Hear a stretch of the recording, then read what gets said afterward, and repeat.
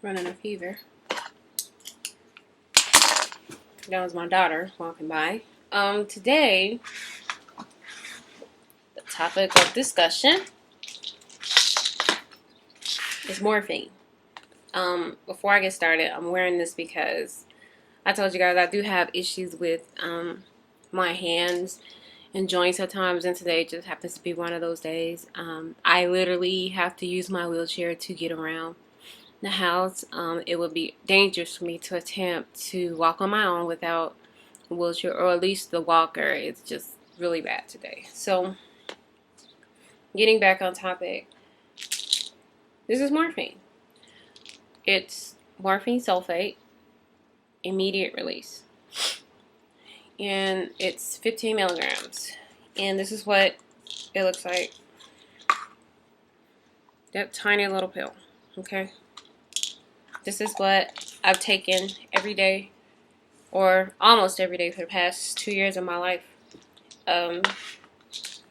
This is also what I take as well.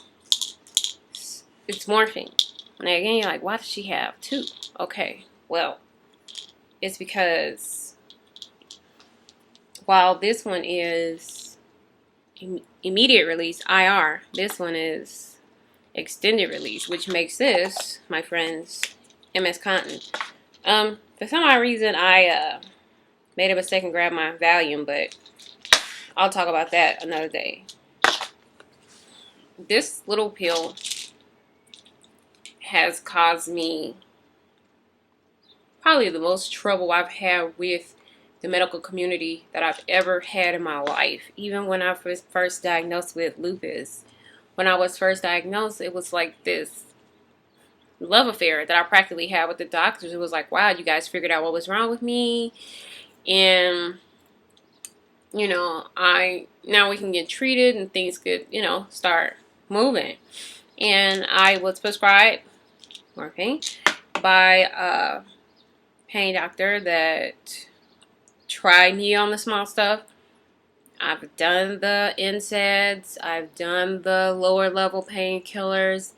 We moved up to Vicodin, Percocets, and ended with the morphine. Now, MS Contin was added to my regimen later, and it too has been a lifesaver because it allows me not to rely so much on the immediate release. This little pill, and this is, I have actually like two. This is a small dose of MS Contin. This is the blue pill. It's 15 milligrams. It's very low dose. It has done wonders. Morphine allows me to do things. Morphine allows me to get out the bed.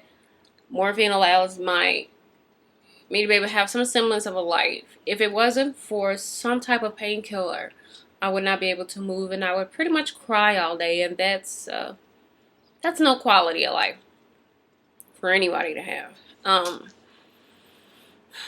And I do have chronic pain issues, as do a lot of Americans in this country, and yet there's such a stigma attached to you. If you go into an emergency room today and you let them know, hey, I'm on morphine or Dilaudid or Percocets or Valium, you know what, not Valium, but Vicodin rather. You know, the doctors, they tend to, well, what are you taking that for? And here come the questions. And while there are a lot of people that go into emergency rooms every day and abuse, you know, doctors, they lie, they ham up pain conditions, you know, that they may or may not have just to score drugs. A lot of times people will, you know, get prescribed drugs and they take too much, or they're prescribed too much, so they begin to sell their pills, and they make it worse for everybody, especially people like me, because I have such strong painkillers at home. There are times where I need to go to the hospital because the pain is too bad for me to deal with. And I have dealt with extreme prejudice from the medical community, and it's just not right. I had to take strong action against 2 doctors' attitudes about painkillers, and I guess it was their medical opinion that even though I've been on morphine for 2 years, while I was being admitted into the hospital, they were just going to take me off of it. And it can be dangerous to have somebody immediately go into withdrawal. A lot of doctors are not trained in pain medication, so they don't know the difference between someone who may have a physical addiction to morphine versus somebody who they may have an emotional dependence to morphine or whatever painkiller they're taking. When I say physical, you can have a physical dependency to blood pressure medication. You can have a physical dependency to medications for mental illnesses or whatever, because if your body is used to taking it, it will react when it doesn't have it, like with any substance. Or there are people who misuse the drugs. Is when the emotional dependence start. And you know, I'm not gonna lie, it's a strong stuff, and it shouldn't be given to just anybody. You know, anybody that says, oh, you know, I have an ache of pain here, oh, here's morphine. You know, this is, besides Dilaudid, this is about as high as you can go with pain relief. And there are a lot of class 1 drugs where these are much stronger. If you got heroin on the street, Dilaudid is stronger than heroin. And if you're taking that, you know, in all the time, a lot of doctors are right when they say, okay, if somebody is on a pain medication for a very, very, very long time, what happens when your tolerance to this medication starts to rise? So now you need more and more and more and higher amounts of this stuff to get pain relief. But for some, such as myself, I don't have that issue. I've been on the same strength medication since I was prescribed the morphine, and I've done quite well with it, with the exception of my really severe lupus flares. Now that I can do like wheelies now, guys, oh, I like to do them all the time. So you have to excuse me, but yeah, doctors need to be trained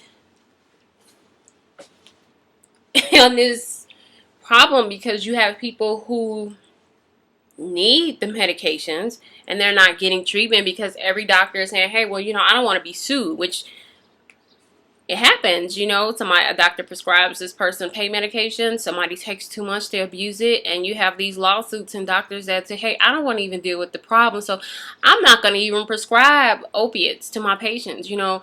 And for some people, this is like a way of life. For me, this is a way of life because I have so many painful conditions.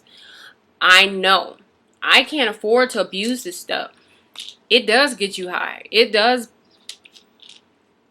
can, you know, make you feel out of it and dizzy and disconnected from everything. Like, wow, you know, you think that's so cool, but for some people, they won't be able to get out of their bed.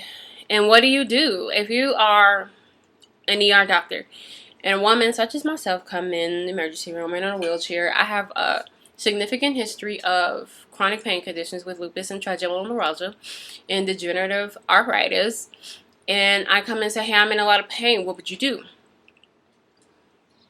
Would you send me back home saying, oh, she's just in withdrawal? And people act like, you know, withdrawal is such a horrible, oh my gosh, she's in withdrawal, you know, she's a drug addict, I'm not going to contribute to that. And it's just like, it's not right.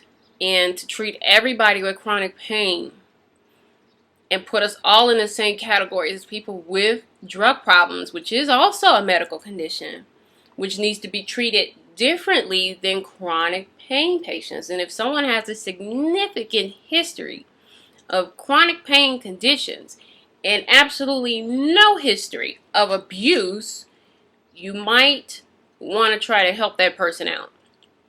It is inhumane to leave a human being in pain for an extended amount of time just to cover your ass as a medical professional. It is inhumane to do so. But there are so many states right now that are cracking down on what an ER physician can and cannot do. There are pain pill mills rather, that all across the country where people are showing up in crazy numbers and paying $300 and $400 just to get these big supply of like Oxycontins and whatever they want to take, and making a lot of money off of it. And while that practice is being cracked down on, the legitimate pain centers aren't taking any more patients, and they're saying, you know what, to hell with all these opiates, it's just too much of a headache. I don't blame some of the members of the medical community for saying, hey, this is BS. I'm not going to deal with this. I don't want my license and my reputation tampered with over some damn painkillers. But what do? We don't leave animals in pain. We just don't. So why is it okay to leave someone with those conditions in the same manner? There are people who commit suicide because their pain is so great and they're getting absolutely no relief, and there's nothing being done about it. Because so many people are trying to cover their ass, and yes, I understand there needs to be reform. But not to the point where it damages the people who actually need the pain relief. And guess what, medical professionals out there? Not just cancer patients are in pain. You have a lot of people that say, hey, you know, I only treat people who have cancer. It's just ridiculous to think that people with cancer are the only ones in pain. Yeah, they suffer a lot of pain, but people with sickle cell anemia, people with MS, people with fibromyalgia, people with lupus, people with a lot of different diseases that may not get as much airtime on the television and the internet as cancer does. So every day I live in fear that, you know, I have my prescription now, but what if I run into that next doctor that just says, hey, end of the road. No more painkillers for you. Hey, try meditation and relaxation and, you know, or all these other drugs that have a history of not working with me. So to all you out there that are in pain, you have chronic pain issues, I seek you to write your congressman, write to legislation, let people know like it's inhumane to treat people this way. And for those of you all that like taking morphine because it makes you feel good, you need help. You also have a medical condition, and it's called addiction. And you need to seek treatment for that as well, because it's just a crazy world out there now with these conditions, and nobody wins. You have people that continue to abuse drugs. They go to jail for selling them. They go to bed at night and never wake up from overdose. And then you have people like me who lay in the bed screaming and would rather sit at home in pain because she just doesn't want to go to the emergency room and get judged by people who have taken an oath to help her. And on that note, thanks for watching, and see you next time. Bye.